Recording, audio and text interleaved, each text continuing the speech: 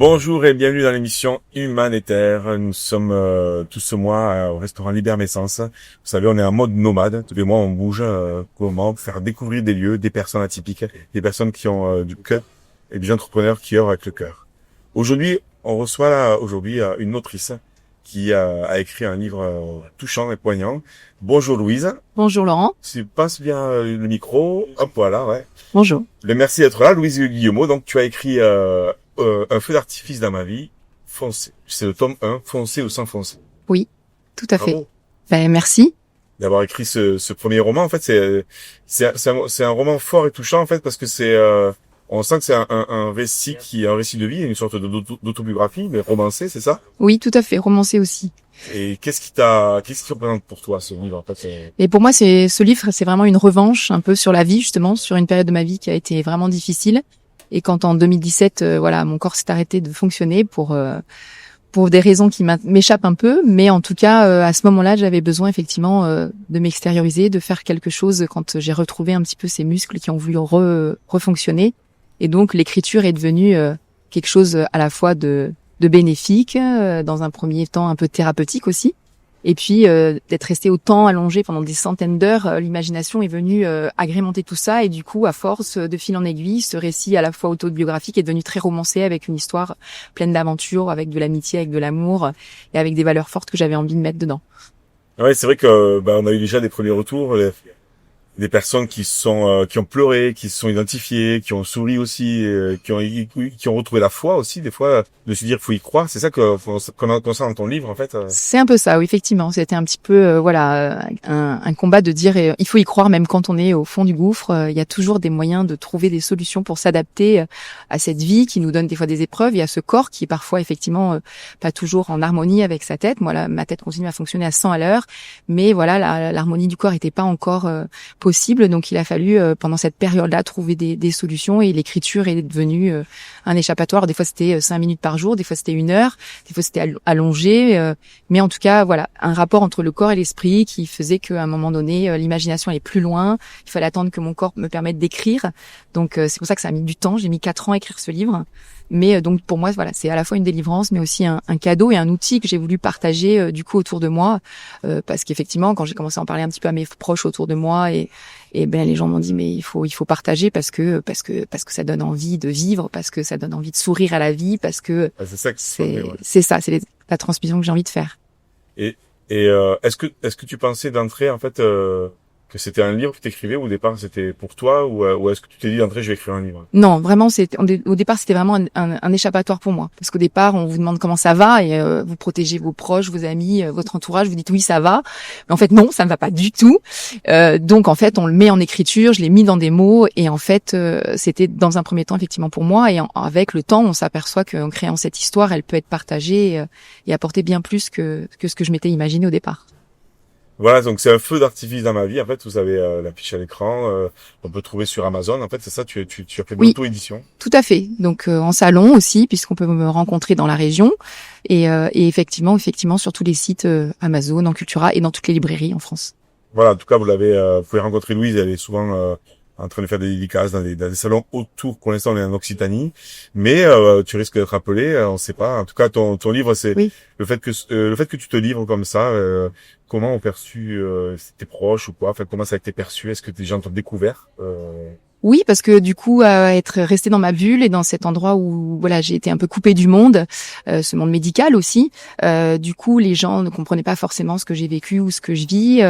Et voilà, j'ai été absente pendant longtemps. Les gens savaient pas si j'avais déménagé, si s'était passé des choses. Et donc, effectivement, le fait de pouvoir un peu revenir, ça a permis de faire comprendre ce qui s'était passé dans ma vie, mais aussi un message autour de moi pour le corps enseignant, pour arriver à comprendre ce qui se passe aussi dans nos corps de malades à ces moments-là, et puis des témoignages auprès des malades ou des gens qui traversent des épreuves difficiles, des deuils, des moments où on sait plus trop où trouver l'espoir, où trouver la force.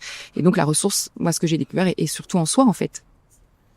Et c'est d'ailleurs ce qu'on ressent dans le film, en fait, dans le film. Tu vois, je vois déjà le film. Certains me demandent quand est-ce qu'on l'adapte. Et j'espère qu'avec Humanitaire, justement, qu'on développe une société de production, qu'on pourra le faire. Avec plaisir. Parce que c'est vrai qu'il y a ce point de bascule, en fait, on sent dans le livre le basculement qui est brutal à un moment donné. Voilà, tu l'expliques et c'est comme une explosion. C'est pour ça que tu parles de feu d'artifice en fait. Hein. Tout à fait. Et ce moment-là, en fait, j'imagine qu'il a touché beaucoup de monde. Et toi, enfin, quand tu l'as vécu dans ta propre vie, en fait, ce choc. Tout à fait. C'est pour ça qu'effectivement, le titre était important pour moi, le feu d'artifice, le feu, parce qu'effectivement, quand il y a des inflammations et que tout brûle, on a l'impression, voilà, que c'est fini, que c'est la fin. Et en fait, ça peut ressembler aussi à un feu d'artifice, puisque le feu peut paraître un petit peu inquiétant au départ, mais le feu d'artifice, c'est de le noir, c'est l'inquiétude, c'est la nuit, c'est des sons qui sont importants et explosifs. Mais on sait pas trop ce qui va se passer. Et puis quand le feu d'artifice arrive, et ben en fait c'est de la lumière, c'est une chorégraphie incroyable, c'est les yeux vers le ciel, c'est l'épanouissement de tout un chacun et qu'on peut voir en plus en famille, entre amis. Donc c'est quelque chose de très lumineux. Et c'est aussi ça qui m'a permis de me reconstruire. En fait, cette lumière. C'est ce qui plaît dans le livre, parce que comme il y a ce côté autobiographique, on sent ce basculement, cette douleur, cette difficulté. Puis après la chute, en fait, tu nous montres comment tu t'es reconstruit, tu nous montres ton mindset dans les douleurs. Et ça, je trouve assez fort. Et peut-être que ça t'a donné un message, toi, peut-être par rapport à la vie, cette maladie, ce truc-là, est-ce que ça t'a changé ton état d'esprit? Ah oui, complètement, puisqu'effectivement, il a fallu que j'aille chercher aussi au-delà du côté médical scientifique, parce que j'ai quand même été préparatrice en pharmacie pendant 20 ans, donc moi j'étais quand même assez restreinte sur ce côté médical qui était forcément, voilà, la réponse était forcément dans la médecine traditionnelle, et il a fallu que je m'ouvre aussi à d'autres choses pour pouvoir trouver un équilibre et des réponses que me donnait pas non plus le corps médical en lui-même. Donc d'avoir testé plein de choses, d'avoir été voir tout ce que je pouvais avoir à ma portée, puisqu'on a quand même une médecine qui est beaucoup plus large que ce qu'on peut imaginer.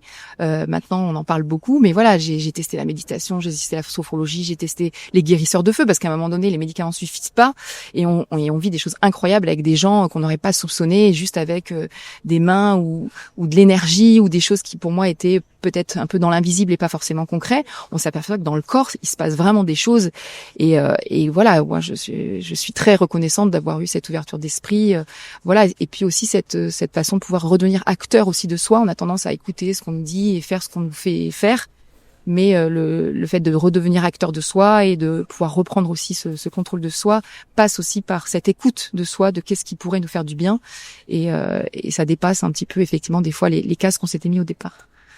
Mais oui, justement, parce que tu vois, dans ton parcours qu'on n'a pas expliqué, mais à la base, tu es préparatrice en pharmacie. Je pense que tu n'étais pas forcément à la base intéressée par tout ce qui était alternatif, je crois. Hein. Tout à fait, j'en étais très consciente et très respectueuse. Voilà, mais c'était pas la démarche première que tu faisais. Tout à fait. C'était plutôt quand le médical ne suffisait pas.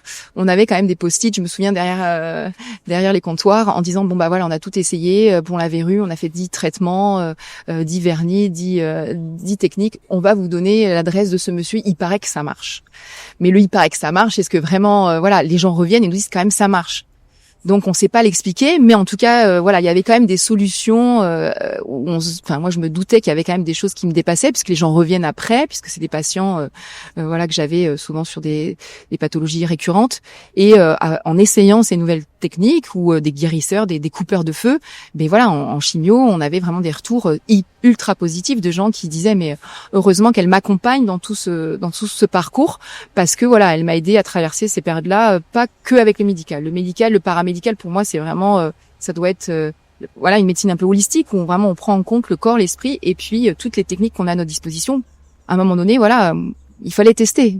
Moi, je voulais pas rester dans mon lit éternellement. On m'avait dit que c'était peut-être pas possible de refaire quelque chose, et je le prouve, et avec ce livre encore plus, que voilà, qu'on peut revenir de très très loin.